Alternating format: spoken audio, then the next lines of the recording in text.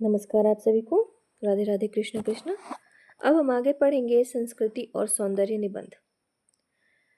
तो जो निबंध है संस्कृति और सौंदर्य, इसके लेखक हैं नामवर सिंह जी हैं और यह एक सांस्कृतिक निबंध है।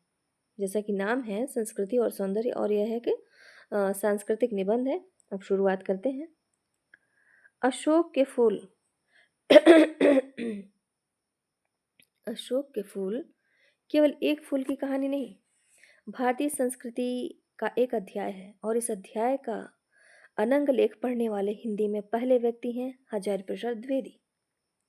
पहली बार उन्हें ही यह अनुभव हुआ कि एक एक फूल, एक एक पशु, एक एक पक्षी न जाने कितनी स्मृतियों का भार लेकर हमारे सामने उपस्थित है। अशोक की भी एक स्मृति परंपरा है। अशोक जो पेड़ होता है उसकी भी एक अपनी स्मृति परंपरा है। आम की भी है, बकुल की भी है, चंपे की भी है। सब क्या हमें मालूम है?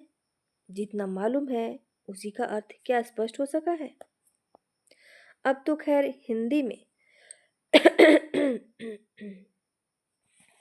हिंदी में फूलों पर ललित लेख लिखने वाले कई लेखक निकल आए हैं, लेकिन कहने की आवश्यकता नहीं कि अशोक के फूल आज भी अपनी जगह हैं।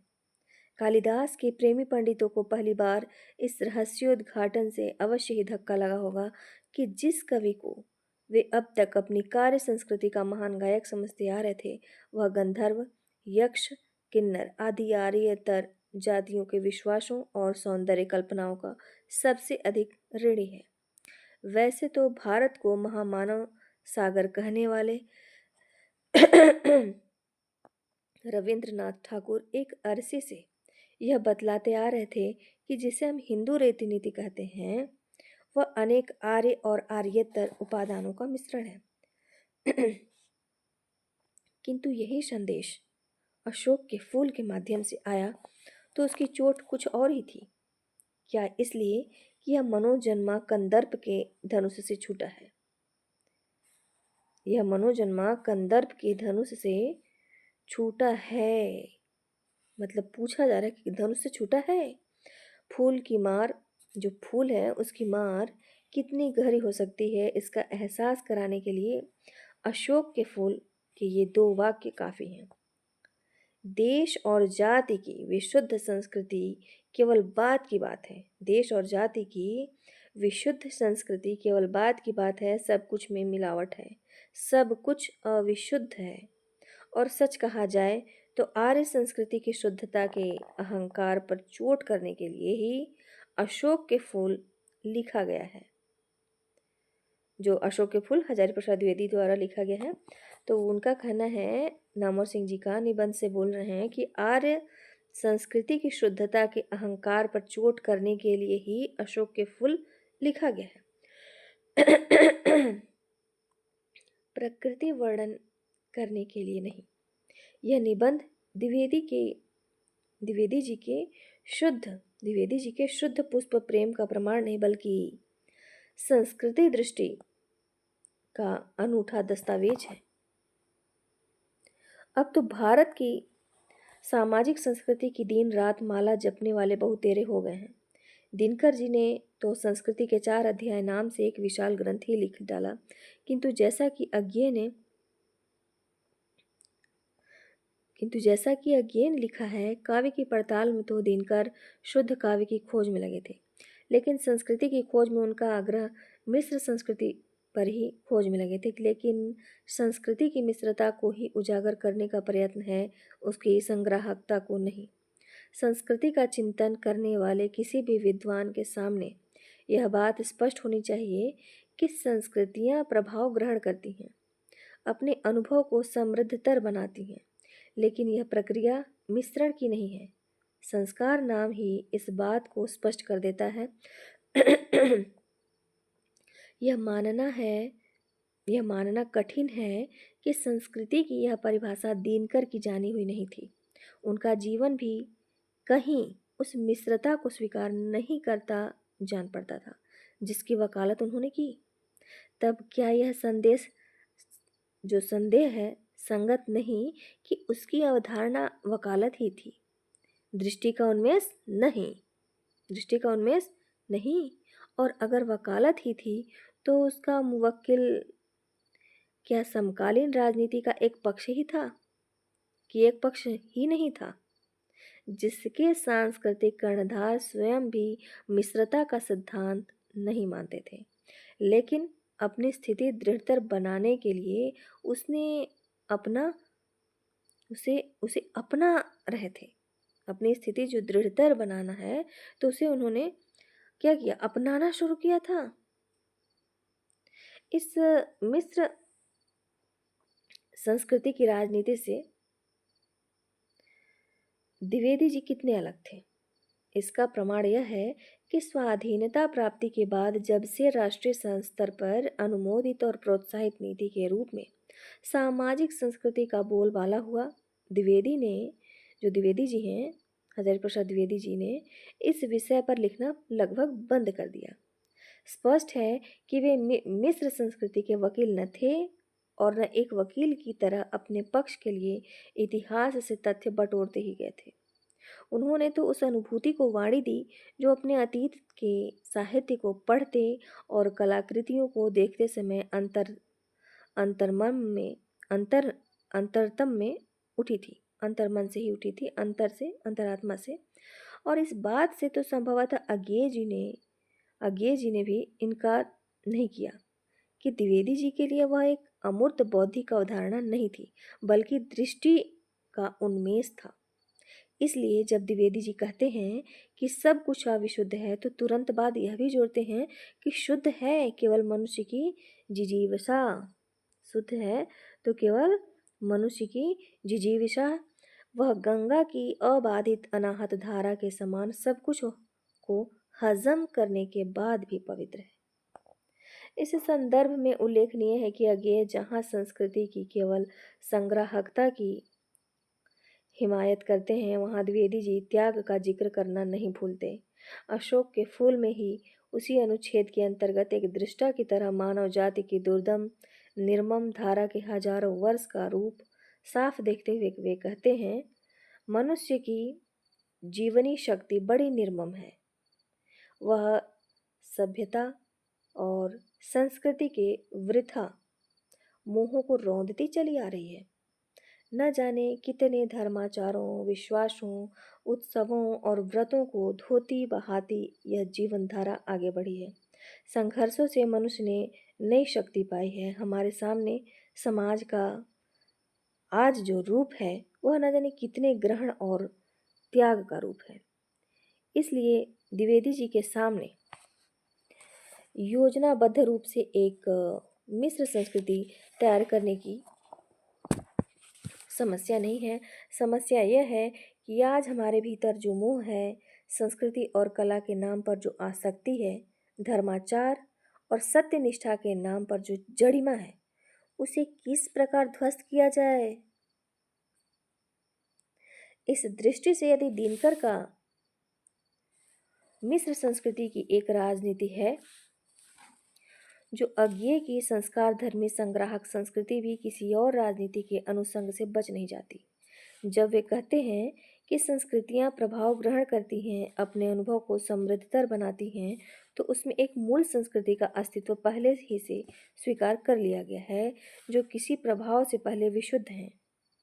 आकस्मिक नहीं है कि अज्ञेय द्वारा स्थापित वत्सल निधि की हीरानंद शास्त्री स्मारक व्याख्यानमाला के प्रथम आयोजन में, अज्ञेय द्वारा स्थापित वत्सल निधि की जो हीरानंद शास्त्री स्मारक व्याख्यानमाला है, तो उसमें प्रथम आयोजन में प्रकाशित भारतीय परंपरा के मूल स्वर में डॉक्टर गोविंद चंद्र पांडे भी लगभग ऐसे ही शब्दों में सामाजिक संस्कृति का विरोध करते हैं। डॉक्टर पांडे यह स्वीकार करते हैं कि विज्ञान, प्रविधि और भौतिक उपादानों के स्तर पर नाना समाजों में आदान प्रदान अनायास और चिरपरिचित है। इन साधनों का उपयोग समाज को प्रभावित करता है, किंतु इसके साथ ही वे यह भी मानते हैं कि अतर्कय भावों, अनुभूतियों और आध्यात्मिक उपलब्धियों के स्तर पर संस्कृतियों का वास्तविक मिलन अत्यंत कठिन होता है। कुल मिलाकर इस विमर्श का निष्कर्ष यह है कि भारतीय संस्कृति की तथाकथित सामासिकता वास्तव में सभ्यता के क्षेत्र में ही लागू होती है और इस क्षेत्र में वह भारत की कोई विशेषता नहीं है। पृष्ठ संख्या 20 से लिया गया है, अशोक के फूल में से लिया गया है।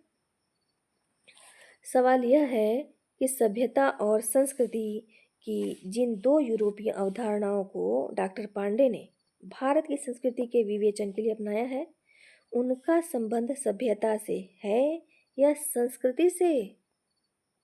आदान प्रदान यदि सभ्यता के ही क्षेत्र में भी आदान प्रदान होता है, फिर भी जिस तरह राष्ट्रीय स्तर पर अनुमोदित और प्रोत्साहित सामाजिक संस्कृति का विरोध डॉक्टर पांडे ने किया है, उसे किसी अन्य पक्ष की राजनीति की वकालत न मानना अज्ञेय के लिए भी कठिन होगा। तर्क वही है जिसका इस्तेमाल उन्होंने दिनकर के संदर्भ में किया है। यदि दिनकर की सामाजिक संस्कृति का संबंध राजनीति के एक पक्ष से है, तो स्वयं अज्ञेय और गोविंद चंद्र पांडे की शुद्ध संस्कृति का संबंध भी राजनीति के दूसरे पक्ष से जोड़ा जा सकता है। शुद्ध होने से ही वह राजनीति से मुक्त नहीं हो जाती।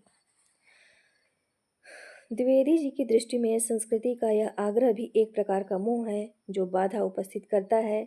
संस्कृति के निहित जिस संस्कार की ओर अज्ञेय ने संकेत किया है, उसकी अर्थवत्ता से द्विवेदी जी अपरिचित हैं।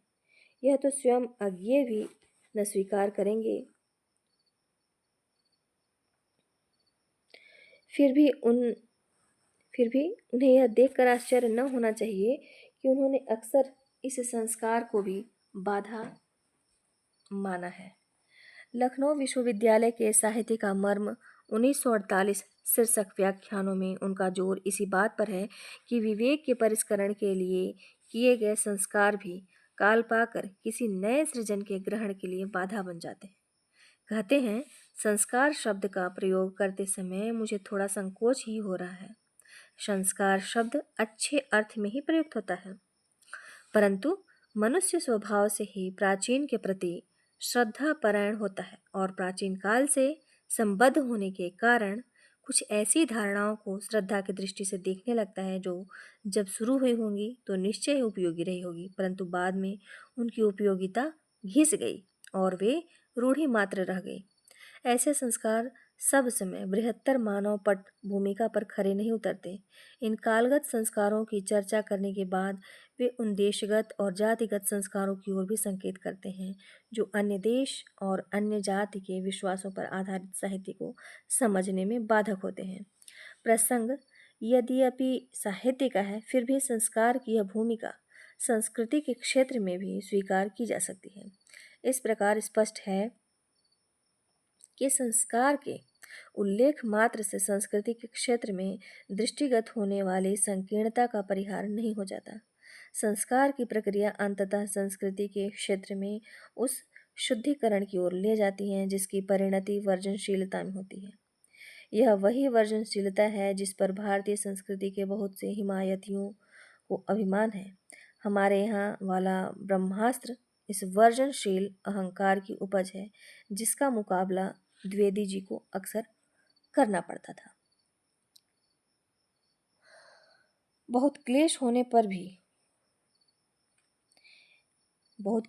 पर ही हिंदी साहित्य की भूमिका के उपसंहार में उन्होंने लिखा, आए दिन श्रद्धापरायण आलोचक यूरोपियन मतवादों को धकिया देने के लिए भारतीय आचार्य विशेष का मत उद्धृत करते हैं और आत्मगौरव के उल्लास से घोषित कर देते हैं कि हमारे यहाँ यह बात इस रूप में मानी या कही गई है, मानो भारतवर्ष का मत केवल वही एक आचार्य उपस्थापित कर सकता है, मानो भारतवर्ष के हजारों वर्ष के सुदीर्घ इतिहास में नाम लेने योग्य एक ही कोई आचार्य हुआ है और दूसरे या तो हैं ही नहीं या तो हैं भी तो एक ही बात मान बैठे हैं। यह रास्ता गलत है। किसी भी मत के विषय में भारतीय मनीषा ने गड्डलिका प्रवाह की नीति का अनुसरण नहीं किया है। प्रत्येक बात में ऐसे बहुत से मत पाए जाते हैं जो परस्पर एक दूसरे के विरुद्ध पड़ते हैं। पंडितों की समझ का यह इकहरापन द्विवेदी जी की दृष्टि में एक बड़ी बाधा है। इस संकीर्ण इकहरेपन के खिलाफ संघर्ष करते हुए उन्होंने भारतीय संस्कृति की विविधता, जटिलता, परस्पर विरोधी जीवंतता और समृद्धि का पुनः सृजन किया। भारतीय संस्कृति के अंतर्गत आर्येतर जातियों के अवदान की उल्लसित चर्चा का कारण यही है। यद्यपि यदि इस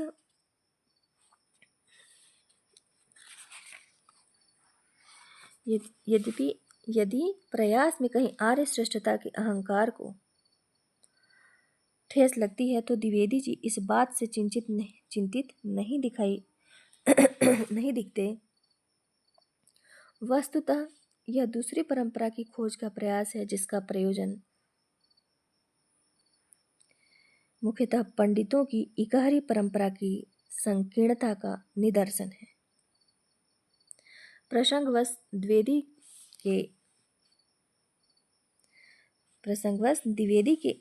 जी के इस प्रयास की एक परंपरा हिंदी में पहले से दिखाई पड़ती है। एक दशक पहले जयशंकर प्रसाद को भी ऐसे ही भारत व्याकुल लोगों से पाला पड़ा था, जिनके जवाब में कवि को काव्य और कला तथा रहस्यवाद निबंध है उनका, जयशंकर प्रसाद जी का काव्य और कला और रहस्यवाद आदि निबंध लिखने पड़े थे। नए काव्य प्रयोगों की प्रतिक्रिया के रूप में उन्हें भी भारतीयता की दुहाई सुनाई पड़ी थी। काव्य और कला निबंध का आरंभ इसी प्रकार से होता है कि भारतीय वाङ्मय की सुरुचि संबंधी विचित्रताओं को बिना देखे ही अत्यंत शीघ्रता में आजकल अमुक वस्तु अभारतीय है अथवा भारतीय संस्कृति की सुरुचि के विरुद्ध है कह देने की परिपाटी चल पड़ी है। प्रसाद ने भी यह लक्षित किया था कि ये सब भावनाएं साधारणतः हमारे विचारों की संकीर्णता से और प्रधानतः अपनी स्वरूप विस्मृति से उत्पन्न है। यह संकीर्णता और स्वरूप विस्मृति अपनी परंपरा के ऐतिहासिक और वैज्ञानिक विवेचन से ही दूर हो सकती है, किंतु प्रसाद ने अनुभव किया कि इसका ऐतिहासिक और वैज्ञानिक विवेचन होने की संभावना जैसी पाश्चात्य साहित्य में है वैसी भारतीय साहित्य में नहीं। उनके पास अरस्तु से लेकर वर्तमान काल तक की सौंदर्यानुभूति संबंधिनी विचारधारा का क्रम विकास और प्रतीकों के साथ साथ उनका इतिहास तो है ही, सबसे अच्छा साधन उनकी अविच्छिन्न सांस्कृतिक एकता भी है। हमारी भाषा के साहित्य में वैसा सामंजस्य नहीं है। बीच बीच में इतने अभाव या अंधकार काल हैं कि उनमें कितनी ही विरुद्ध संस्कृतियां भारतीय रंग स्थल पर अवतीर्ण और लोप होती दिखाई देती हैं, जिन्होंने हमारे सौंदर्यानुभूति के प्रतीकों को अनेक प्रकार से विकृत करने का ही उद्योग किया है। अपनी परंपरा में इस अभाव और अंधकार काल के बावजूद प्रसाद ने रहस्यवाद शीर्षक निबंध में सौंदर्यानुभूति की परंपरा को पुनर्निर्मित करने का प्रयास किया। इस परंपरा का आरंभ भी ऋग्वेद से ही होता है, किंतु यह आर्यजन की वह परंपरा है जिसके प्रतिनिधि इंद्र हैं और जिसमें काम की पूर्ण स्वीकृति है। वह वरुण के अधिनायकत्व में विकसित होने वाली असुर परंपरा से सर्वथा भिन्न है, जो विधि विधान और विवेक को विशेष महत्व देती थी। प्रसाद ने इन दोनों परस्पर विरोधी परंपराओं के विकास की मनोरंजक रूपरेखा प्रस्तुत की है और कहने की आवश्यकता नहीं कि उनकी दृष्टि में जीवन में काम को पूर्णतः स्वीकार करके चलने वाली आनंदवादी परंपरा ही मुख्य है, अथवा मतलब अथच काम्य भी। किसी प्रकार की प्रतिक्रिया प्राप्त न होने के कारण यह कहना कठिन है कि द्विवेदी जी प्रसाद द्वारा निरूपित आनंदवादी परंपरा से किस हद तक परिचित थे, किंतु तत्वतः यह वही परंपरा है जिसका श्रेय वे गंधर्व, नाग, द्रविड़ आदि आर्येतर जातियों को देते हैं। विचार और वितर्क 1945 में, ये हजारी प्रसाद द्विवेदी जी का ही लिखा है, में संकलित अपने एक आरंभिक निबंध हमारे संस्कृति और साहित्य संबंध हमारी संस्कृति और साहित्य का संबंध में लिखा है कि सबसे अधिक आर्येतर संस्रव साहित्य और ललित कलाओं के क्षेत्र में हुआ है। अजंता के चित्रित सांची भरहूत आदि में उत्कीर्ण चित्र और मूर्तियां आर्येतर सभ्यता की समृद्धि के परिचायक हैं। महाभारत और कालिदास के काव्यों की तुलना करने में जान पड़ेगा कि दोनों दो चीज़ें हैं। एक में तेज है, दृप्तता है और अभिव्यक्ति का वेग है, तो दूसरे में लालित्य है, माधुर्य है और व्यंजना की छटा है। महाभारत में आर्य उपादान अधिक हैं, कालिदास के काव्यों में आर्येतर। जिन लोगों ने भारतीय शिल्प शास्त्र का अनुशीलन किया है वे जानते हैं कि भारतीय शिल्प में कितने आर्येतर उपादान हैं और काव्यों तथा नाटकों में उनका कैसा अद्भुत प्रभाव पड़ा है। पता चला है कि सांची भरहूत आदि के चित्रकार यक्षों और नागों की पूजा करने वाली एक सौंदर्य प्रिय जाति थी, जो संभवतः उत्तर भारत से लेकर असम तक पहुंची थी।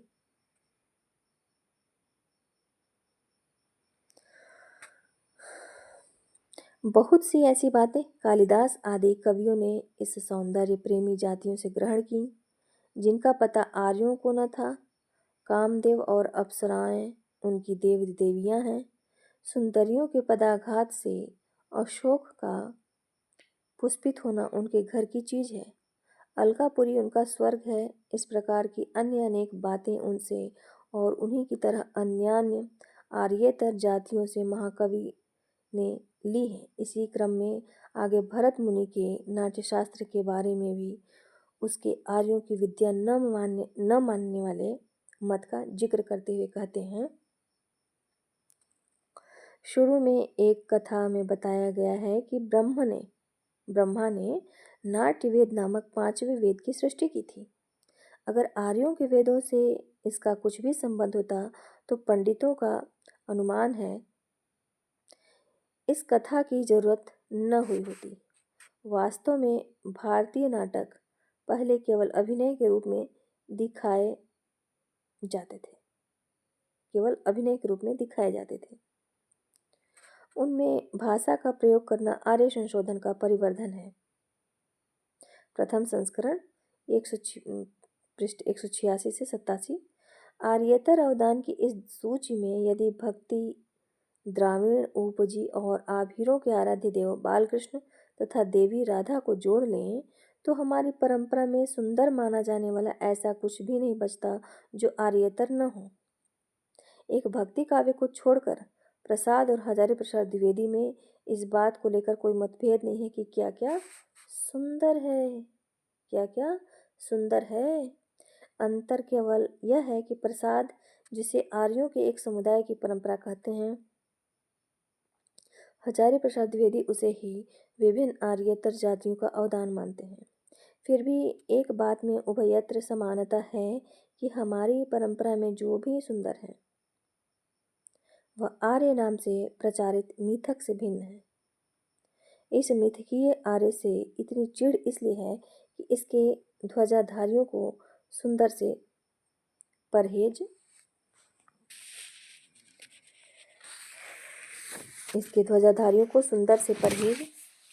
है। जैसा कि प्रसाद ने रहस्यवाद शीर्षक निबंध में स्पष्ट किया है। प्रसाद का जो रहस्यवाद निबंध है उसमें स्पष्ट लिखा है कि आनंद पथ को उनके कल्पित भारतीयों चित्त विवेक में सम्मिलित कर लेने से आदर्शवाद का ढांचा ढीला पड़ जाता है। इसलिए वे इस बात को स्वीकार करने में डरते हैं कि जीवन में यथार्थ वस्तु आनंद है। ज्ञान से व अज्ञान से मनुष्य उसी की खोज में लगा है। आदर्शवाद ने विवेक के नाम पर आनंद और उसके पथ के लिए जो जनरव फैलाया है वही उसे अब अपनी वस्तु कहकर स्वीकार करने में बाधक है। इसलिए नैतिकतावादियों को प्रत्युत्तर देने के लिए प्रसाद ने यदि सुंदर की परंपरा को अपनी ही परंपरा के अंदर आर्येतर तत्वों के अभिन्न मिश्रण के रूप में विवेचित किया। एक ही परंपरा और दूसरे की प्रति परंपरा दो दिशाओं से चलकर एक ही बिंदु पर मिलती है। थोथे नैतिकतावाद के विरुद्ध सुंदर की प्रतिष्ठा। सुंदर को ही लेकर यह सारा विवाद इसलिए है कि जैसा कि प्रसाद ने कहा है, संस्कृति सौंदर्य बोध के विकसित होने की मौलिक चेष्टा है। यह आकस्मिक नहीं है कि भारतीय संस्कृति के नाम पर नैतिकता की ध्वजा फहराने वाले प्रकृति के सौंदर्य को तो किसी प्रकार सह लेते हैं, पर नारी सौंदर्य के सामने आंखें चुराने लगते हैं। उदाहरण के लिए शुक्ल जी के लोकमंगल में प्रकृति के सौंदर्य के लिए तो पूरी जगह है, लेकिन छायावादियों की कौन कहे, स्वयं विद्यापति के लिए तो पूरी जगह है, लेकिन छायावादियों की कौन कहे, स्वयं विद्यापति और सूर जैसे भक्त कवियों का नारी सौंदर्य भी ग्राह्य नहीं है। आनंद और माधुर्य को लोकमंगल की सिद्धावस्था का गौरवपूर्ण पद देकर उन्होंने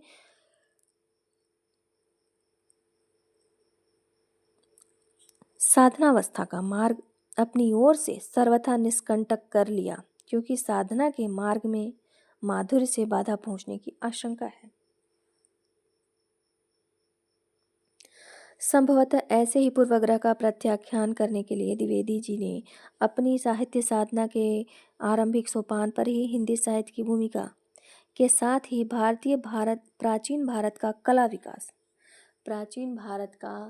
कला विकास 1940 ईस्वी में नामक पुस्तक लिखी, जो आगे चलकर परिवर्धित रूप में प्राचीन भारत के कलात्मक विनोद नाम से छपी। प्राचीन भारत का कला विकास उन्होंने 1940 में लिखी। फिर आगे चलकर क्या हुआ, प्राचीन भारत के कलात्मक विनोद इस नाम से छपा। प्राचीन भारत में प्रचलित कलाओं के लगभग 100 संदर्भों का तथ्यात्मक विवरण उपस्थित करने से पहले कलात्मक विनोद में द्विवेदी जी ने आरंभ में स्पष्ट कर देना आवश्यक समझा कि विलासिता और कलात्मक विलासिता एक ही वस्तु नहीं है। थोथी विलासिता में केवल भूख रहती है, नंगी बुभुक्षा पर कलात्मक विलासिता संयम चाहती है, शालीनता चाहती है, विवेक चाहती है। सो कलात्मक विलास किसी भी जाति के भाग्य में सदा सर्वदा नहीं जुटता। उसके लिए ऐश्वर्य चाहिए, समृद्धि चाहिए, त्याग और भोग का सामर्थ्य चाहिए, और सबसे बढ़कर ऐसा पौरुष चाहिए जो सौंदर्य और सुकुमारता की रक्षा कर सके। परंतु इतना ही काफ़ी नहीं है। उस जाति में जीवन के प्रति ऐसी एक दृष्टि सुप्रतिष्ठित होनी चाहिए जिससे वह पशु सुलभ इंद्रिय वृत्ति को और बाह्य पदार्थों को ही समस्त सुखों का कारण न समझने में प्रवीण हो चुकी हो।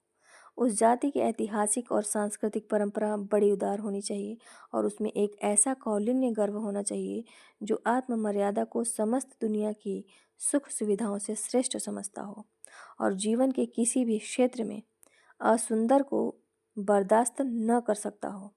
जो जाति सुंदर की रक्षा और सम्मान करना नहीं जानती, वह विलासी भले ही हो, कलात्मक विलास उसके भाग्य में नहीं बदा होता।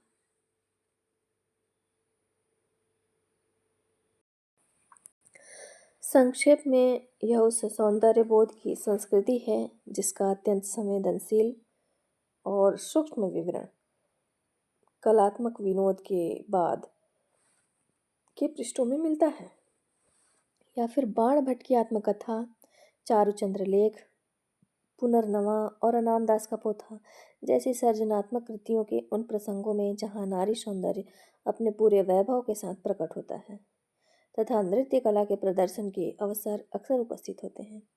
कहने की आवश्यकता नहीं कि द्विवेदी जी के इस सौंदर्य बोध में सर्वथा शास्त्रीय प्रत्यभिज्ञान ही नहीं, बल्कि उसमें एक सजग इंद्रिय संवेदन की प्रत्यग्रता भी है। रूप, शोभा, सुषमा, सौभाग्य, चारुता, लालित्य, लावण्य आदि का ऐसा सूक्ष्म परिज्ञान और संवेदन हिंदी में दुर्लभ ही है। इस सौंदर्य बोध को सामंती संस्कृति का पर्याय समझ लिए जाने का भ्रम न हो। इसलिए मेघदूत एक पुरानी कहानी 1957 से पूर्व मेघ के पुष्पलाभी मुखानम वाले 26वें छंद पर द्विवेदी जी की व्याख्या का एक अंश प्रस्तुत है, जो संपत्ति परिश्रम से नहीं अर्जित की जाती और जिसके संरक्षण के लिए मनुष्य का रक्त पसीने में नहीं बदलता, वह केवल कुत्सित रुचि को प्रश्रय देती है। सात्विक सौंदर्य वहाँ है जहाँ चोटी का पसीना एड़ी तक आता है और नित्य समस्त विकारों को धोता रहता है। पसीना बड़ा पावक तत्व है मित्र, जहाँ इसकी धारा रुद्ध हो जाती है वहाँ कलुष और विकार जमकर खड़े हो जाते हैं। विदिशा के प्रच्छन्न विलासियों में यह पावनकारी तत्व नहीं है। उनके चेहरों पर सात्विक तेज और उल्लसित करने वाली दीप्ति नहीं रह गई है। इसलिए मैं सलाह देता हूँ कि विश्राम करके आगे बढ़ना, क्योंकि प्रातःकाल निचली पहाड़ी के इर्द गिर्द तुमको मनुष्य की सात्विक शोभा दिखाई देगी। वहाँ सवेरे सूर्योदय के साथ ही साथ तुम श्रम जल स्नात नारियों की दिव्य शोभा देख सकोगे। नागरिक लोगों के आनंद और विलास के लिए कृषकों ने फूलों के अनेक बगीचे लगा रखे। प्रातःकाल कृषक वधुएं फूल चुनने के लिए इन पुष्पोद्यानों में आ जाती हैं। उस प्रदेश में इन्हें पुष्पलावी कहते हैं। पुष्पलावी अर्थात फूल चुनने वाली। ये पुष्पलावियां घर का काम काज समाप्त करके उद्यानों में आ जाती हैं और मध्याह्न तक फूल चुनती रहती हैं। सूर्य के ताप से इनका मुखमंडल ग्लान हो उठता है। गंड स्थल से पसीने की धारा बह चलती है और इस स्वेद धारा के निरंतर संस्पर्श से उनके कानों के आभरण रूप में विराजमान नीलकमल मलिन हो उठते हैं। दिन भर की तपस्या के बाद वे इतना कमा लेती हैं कि किसी प्रकार उनकी जीवन यात्रा चल सके, परंतु तुमको यही सात्विक सौंदर्य के दर्शन होंगे। उनके दीप्त मुखमंडल पर शालीनता का तेज देखोगे। उनकी भ्रूभंग विलास से अपरिचित आंखों में सच्ची लज्जा के भार का दर्शन कर पाओगे और उनके उत्फुल्ल अधरों पर स्थिर भाव से विराजमान पवित्र स्मित रेखा को देखकर तुम समझ सकोगे कि शुचि स्मिता किसे कहते हैं। इस पवित्र सौंदर्य को देखकर तुम निचली पहाड़ी की उद्याम और उन्मत्त विलास लीला को भूल जाओगे। वहां तुम संचय का विकार देखोगे और यहाँ आत्मदान का सहज रूप।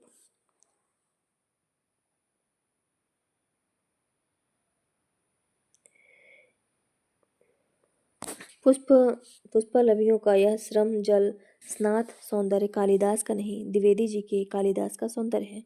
क्लासिकी परंपरा से फूटती हुई आधुनिकता। संस्कृति को भी यह संस्कार देने वाली यह एक और परंपरा है जो अनजाने ही निराला की श्याम तन भर बंधा यौवन वाली वह तोड़ती पत्थर से जुड़ जाती है। इसलिए जो लोग द्विवेदी जी के सौंदर्य संस्कार को रविंद्रनाथ के शांति निकेतन की देन बतलाते हैं, वे सिर्फ आधी बात कहते हैं। शांति निकेतन के चारों ओर संगीत और कला का जो वातावरण था, उसने निश्चय ही द्विवेदी जी के सुप्त सौंदर्यबोध को जागृत किया था। स्वयं द्विवेदी जी ने भी शांति निकेतन के संस्मरणों में आश्रम के उस वातावरण की चर्चा की है जिसमें संगीत जीवन का अविच्छेद अंग बन गया था और छोटे से छोटे बच्चों में भी सौंदर्य निर्माण की सहज प्रेरणा काम कर रही थी। फिर भी उनके अपने सौंदर्य प्रेम का एक बहुत बड़ा स्रोत अपना लोक संस्कार था। यही वजह है कि जीवन के संदर्भ में जब भी सौंदर्य सृष्टि की बात उठती थी तो वे उस सामान्य जन जीवन में उतारने की कल्पना करते थे।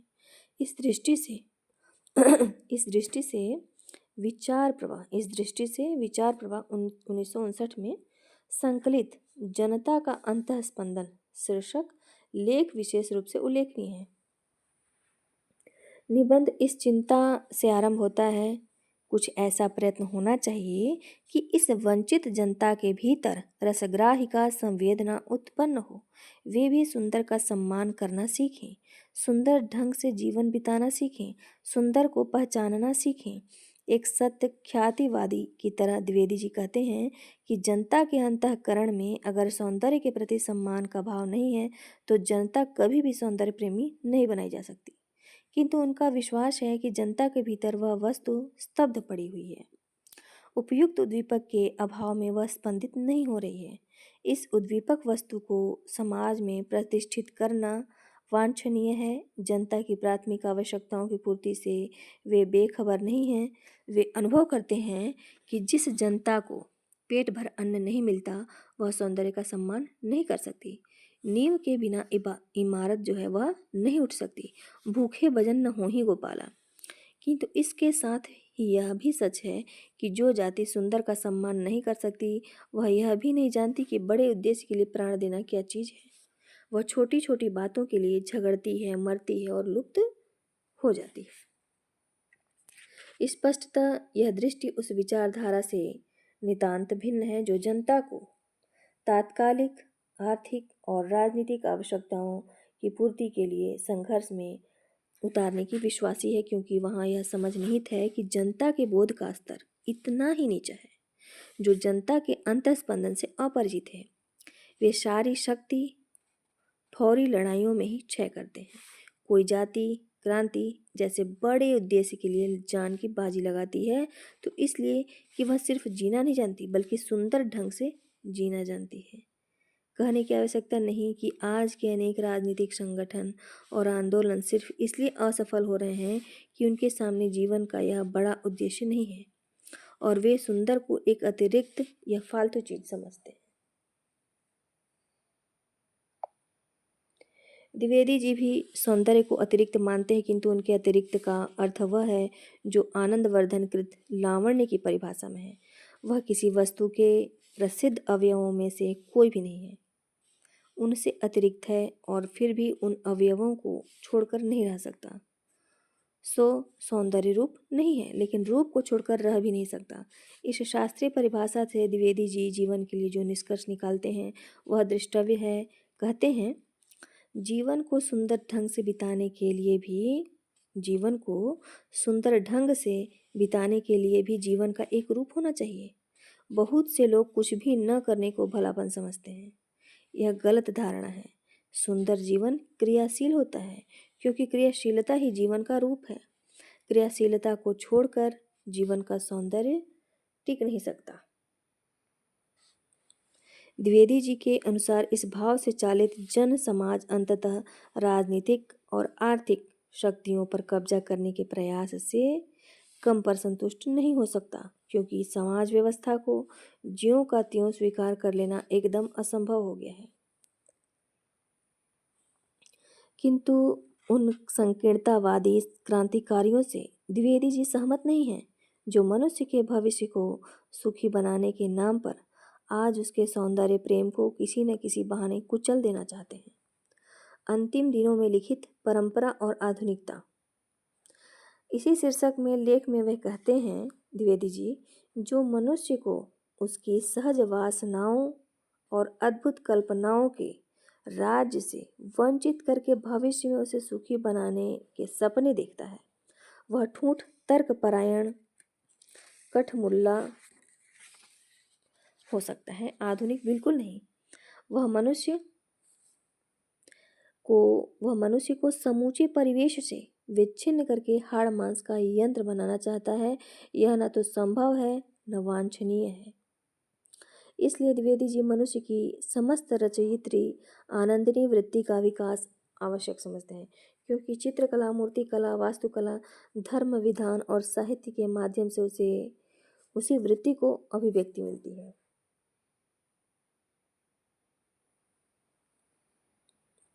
यह आकस्मिक नहीं है कि अंतिम दिनों में वे सौंदर्य शास्त्र पर लालित्य मीमांसा नाम से एक पूरी पुस्तक लिख रहे थे।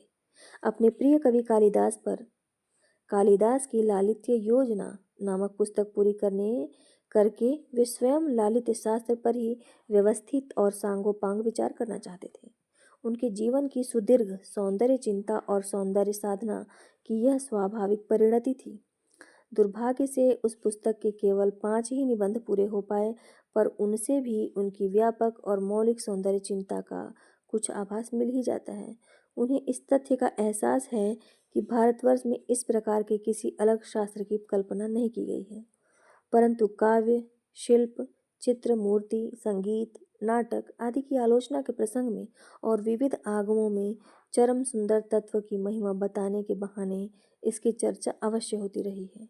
इसलिए अपनी इस छिन्न किंतु समृद्ध परंपरा के आधार पर ही उन्होंने लालित्य चिंतन के भवन निर्माण का प्रयास किया है। इस प्रयास का पहला सूत्र है कि वे सौंदर्य को सौंदर्य न कहकर लालित्य कहना चाहते हैं, क्योंकि प्राकृतिक सौंदर्य से भिन्न किंतु उसके समानांतर चलने वाला मानव रचित सौंदर्य उनकी दृष्टि में विशेष महत्वपूर्ण है। लालित्य वह इसलिए है कि मानव द्वारा लालित है। सौंदर्य की इस मानववादी धारणा का स्रोत द्विवेदी जी ने अपनी परंपरा से ही ढूंढ निकाला। वह स्रोत है भरत मुनि की नाट्यशास्त्र। नाट्यशास्त्र में नाटक की उत्पत्ति की जो कथा दी गई है उसके अनुसार देवता नाटक न कर सके और नाटक कर सकने में मनुष्य को ही समर्थ समझा गया, क्योंकि उसमें देवताओं से एक विशिष्ट शक्ति है अनुकरण की। यही नहीं, भरत मुनि ने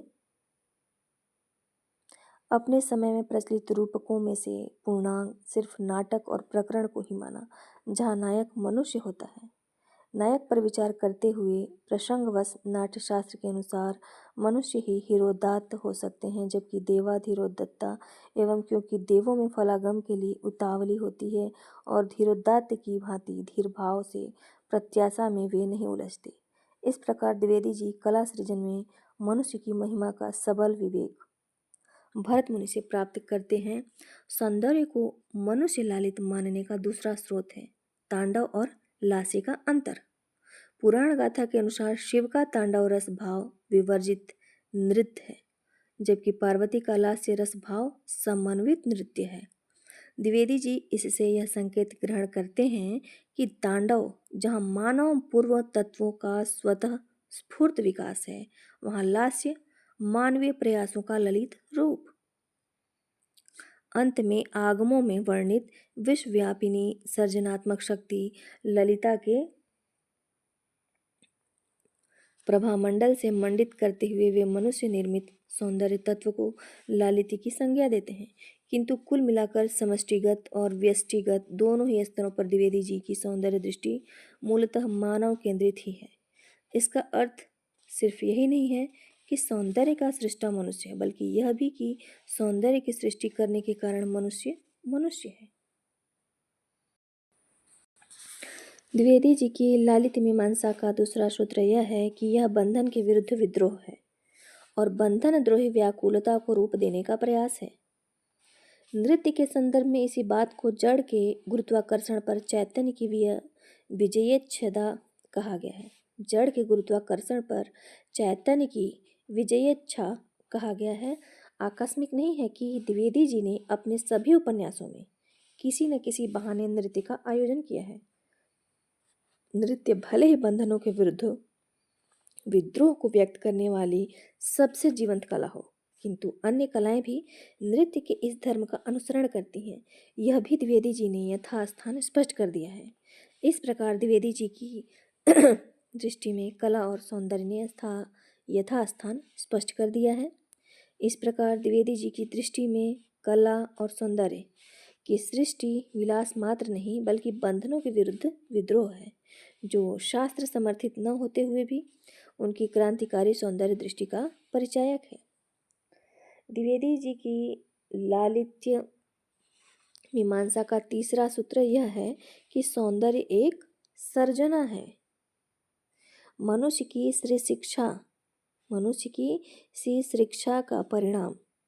लालित्य मीमांसा का तीसरा सूत्र है मनुष्य की सी शिक्षा का परिणाम। उल्लेखनीय है कि लालित्य मीमांसा के प्राप्त अंशों में सबसे अधिक विचार सी शिक्षा पर ही है, जिसका स्पष्ट अर्थ है कि वे मनुष्य की सृजनशीलता पर सबसे अधिक बल देना चाहते थे।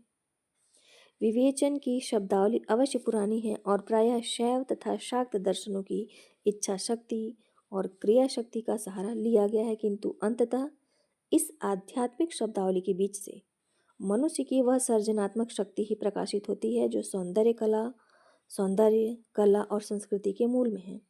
इसी सृजनशीलता के संदर्भ में उन्होंने उन रूढ़ियों की भूमिका पर भी विचार किया है जो कलाकार के लिए सब समय बाधक ही नहीं होती, बल्कि कभी कभी साधक या सहायक भी हो जाती हैं।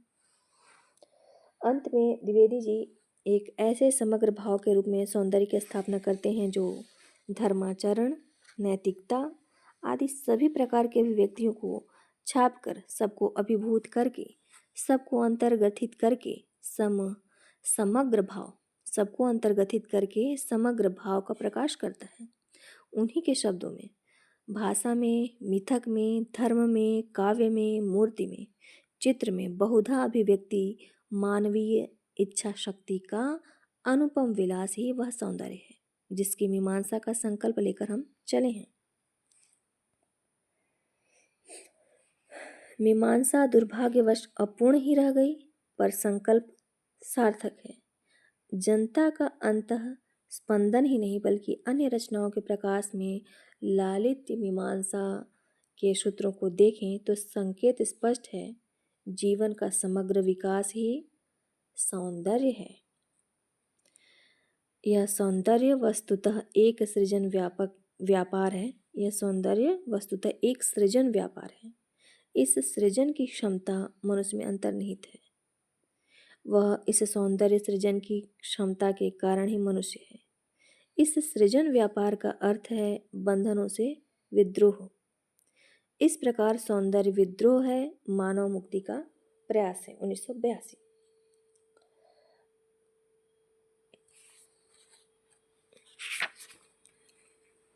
संस्कृति और सौंदर्य जो है वह निबंध जो है अभी ही समाप्त हुआ। Thank you so much.